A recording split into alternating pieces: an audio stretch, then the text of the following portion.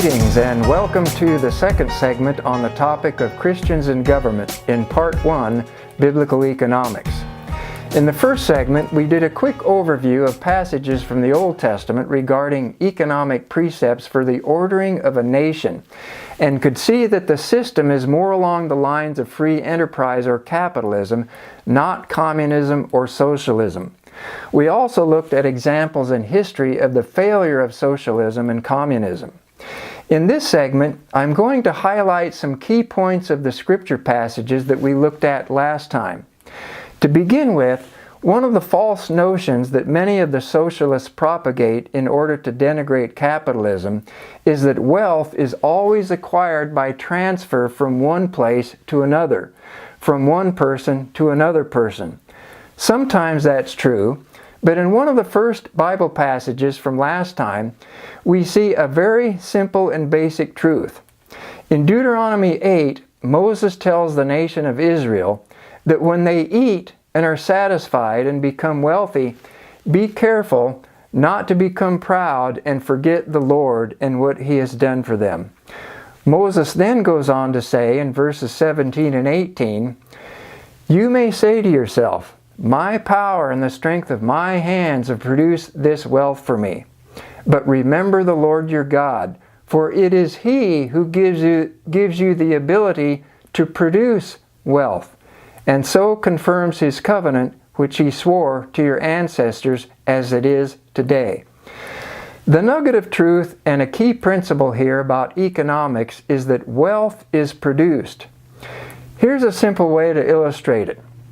If I discover a hunk of gold from the earth, that hunk of gold has a certain value. Then if I put my labor and God-given skill into it to make a beautiful coin, I have increased the value of that piece of gold and can sell it for a higher price than its original value when it was just a hunk. The same is true for wood that we get from trees. The wood can be cut into lumber, and it has a certain price that you can buy it for. If you buy a certain amount of lumber and put your labor and God-given ability into it to make a chest of drawers, for example, you have increased the value of those pieces of wood and can sell your finished product for a higher price than its original value when it was just pieces of wood. The next Bible passage in our list, Deuteronomy 15, 7 through 11, tells us what to do for those who are not so fortunate. And that is, generously lend and give to the poor, and the Lord will bless you. But poor people will always be in the land. We now move to some further important precepts in Leviticus 25, beginning at verse 24. And that is the ownership of private property, and helping the poor is the responsibility of family and neighbors. Those 2 points. Now, in this next passage, we start to get into God's instruction for government. Deuteronomy 17, 14 through 20.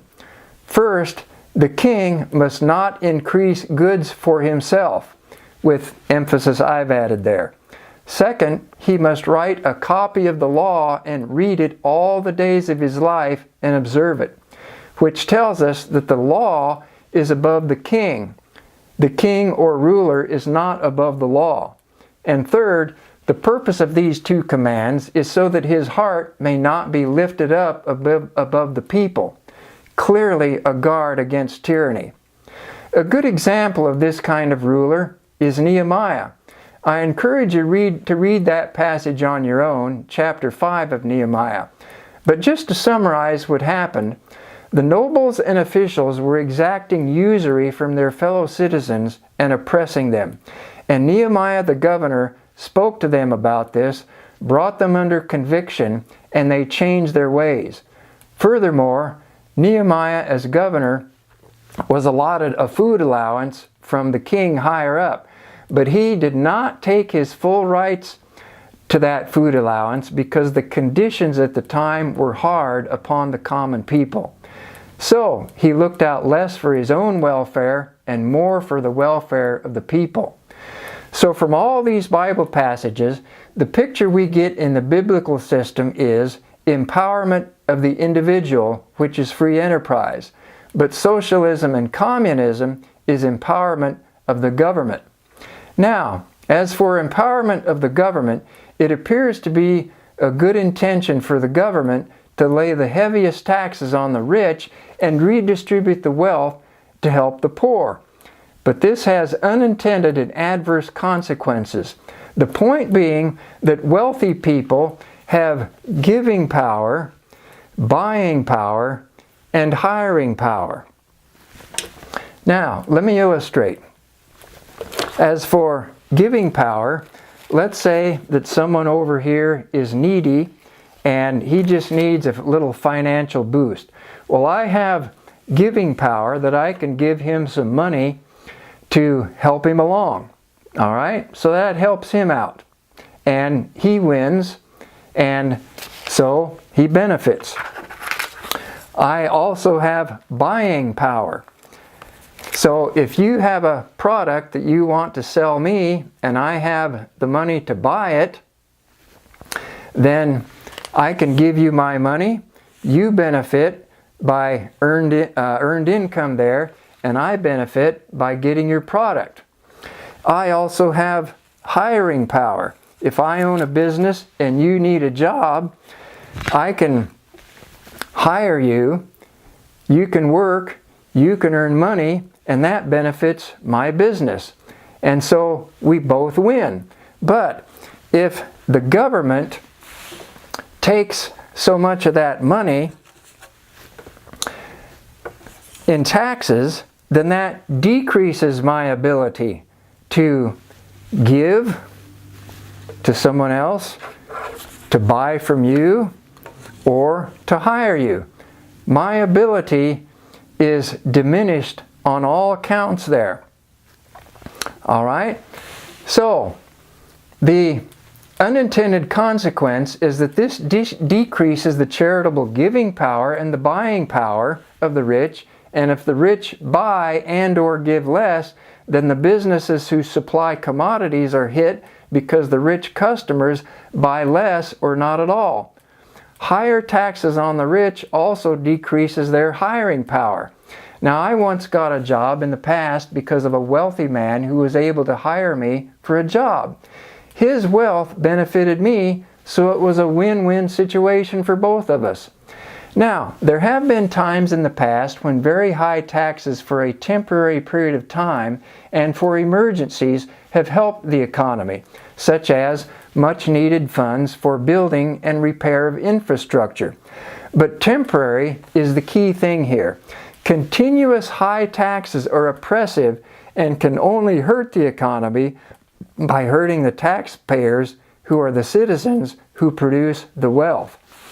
Now, a word about competition that we talked about earlier. We saw that in the free enterprise system, it's a competitive market. Competing businesses strive to offer the best products at the lowest price.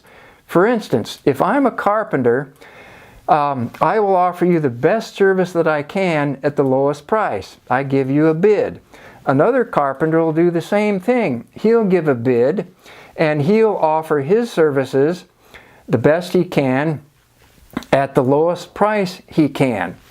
And so both of them know that they're in competition with one another, and that helps to produce better service and better products when there's this awareness that there's people out there who want services and they want the best at the lowest price. And so that prompts the business owner to improve his business in the best way possible. Therefore, consumers have choices in this system. Now, I need to point out too that even capitalism, the free market system, is not perfect as long as we live in an imperfect and fallen world. As long as we have sinful people in this world, no economic system is perfect. So, as I mentioned before, socialism and communism empowers the government, but free enterprise empowers the individual. The next points to consider are that in the biblical system, free enterprise, the individual owns property, but in socialism and communism, the government owns all the property. In fact, in socialism and communism, private property is anathema. Now, moving on to another great precept in Scripture is the year of Jubilee that we read about in Leviticus 25 and 27. It's a unique and ingenious law which also helped to counteract economic inflation. It's quite a long passage, but let me just summarize and illustrate it this way. The year of Jubilee came every 50 years, and it was based upon the value of the land.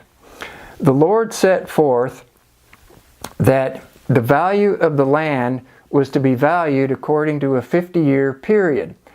And we also see from this scripture passage the value that God places on your right to own private property and the importance of people and families being able to hold on to their property and their inheritance.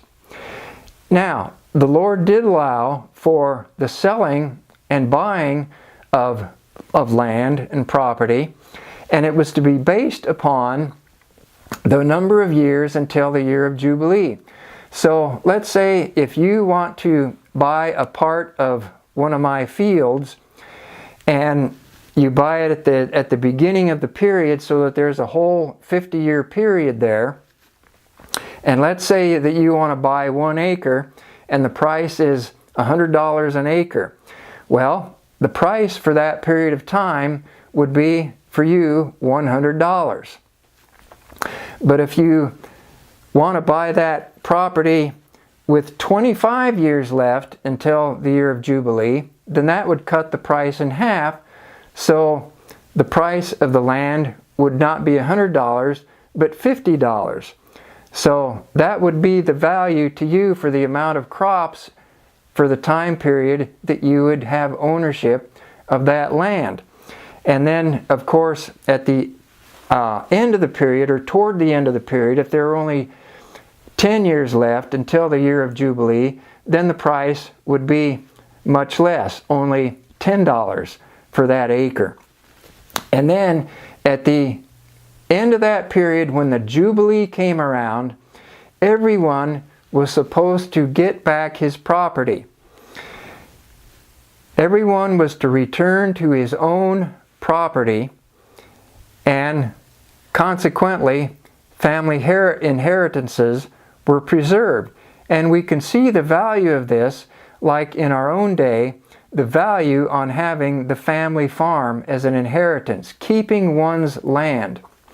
So, we see that very important and ingenious principle in the year of Jubilee.